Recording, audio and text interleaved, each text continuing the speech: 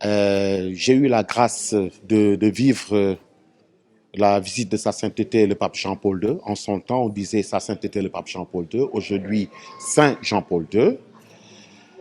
Il est vrai que oui, nous étions jeunes, mais jeunes engagés. Nous étions en plein dans cette organisation. Et il y avait plusieurs commissions, bien sûr, qui avaient été mises sur pied avec la centrale des œuvres. J'ai fait partie de plusieurs comités, malheureusement ou heureusement.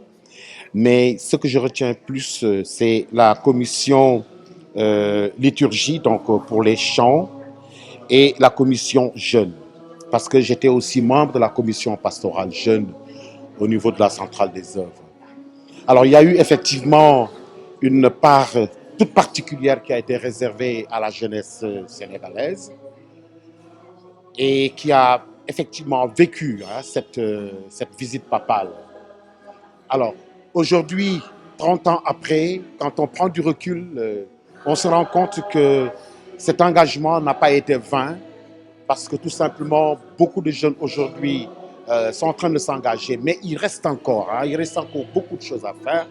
Et je voudrais justement profiter de cette occasion pour inciter la jeunesse chrétienne catholique du Sénégal à s'engager davantage dans les choses de l'Église. Parce que cette Église-là, elle est nôtre. L'Église, c'est nous, donc les fidèles. Aujourd'hui, les jeunes devraient davantage s'engager. Comme nous, en son temps, il y a 30 ans, nous étions très, très, très engagés pour accueillir Sa Sainteté le pape Jean-Paul II. On a pleuré et des jeunes lui ont présenté un mouchoir qu'il a accepté. Donc véritablement, ce pape, il a aussi aimé le Sénégal. Puisque moi, quand je me suis approchée de lui pour recevoir de ses mains les insignes du jubilé de l'an 2000, un évêque lui a dit, Saint-Père, elle vient du Sénégal. Et le Saint-Père a eu un très beau sourire qui est témoin qu'il a été véritablement marqué par l'accueil que tout le Sénégal lui a offert en 92. Et c'était véritablement des musulmans et des chrétiens unis qui ont souhaité la bienvenue à ce pape-là. Et le pape est resté marqué par cela. Moi, je bénis Dieu parce que peut-être que si dans ma vie, il n'y avait pas eu cette étape des JMJ de l'an 2000, aujourd'hui, je ne serais pas encore en église en train de m'engager. Parce que c'est l'appel de Jean-Paul II qui a dit « Duc in altum », ça veut dire en latin « avance en eau profonde ». C'est cet appel qui m'a décidé à continuer de me donner. Parce que j'avais une santé qui déclinait et je me disais il est peut-être temps que j'arrête mes engagements ecclésiaux. Mais quand j'ai entendu le pape dire ça, j'ai dit non, je ne peux pas arrêter. Et j'ai repris de plus belle. Grâce à Dieu, aujourd'hui, je vais bien et je me dis que tout ce qui me reste comme énergie, je vais le déployer en fait pour honorer une promesse que je me suis faite à Rome. À Rome, quand j'ai vu des milliers, des millions même de jeunes qui venaient de tous les continents et qui parlaient plusieurs langues, quand on priait, chacun priait dans sa propre langue, mais à un certain moment, on se tenait la main pour dire le Notre Père en latin. Et donc, moi, j'ai dit à Rome, l'Église est grande et l'Église est belle et l'Église aime les jeunes. Quand je vais retourner au Sénégal, c'est ce que je dirais comme message aux jeunes. Je leur dirais, l'Église est grande et belle et l'Église les aime. Et c'est cela que j'essaye de faire chaque fois que je suis invitée à donner un enseignement. C'est ce témoignage, c'est cette conviction que je voudrais transmettre. Dans ces 30 ans, beaucoup d'activités ont été mises en œuvre. Alors, cette activité, c'était pour célébrer le pape Jean-Paul II parce que le pape est le saint patron de la communauté de Jeune Espérance.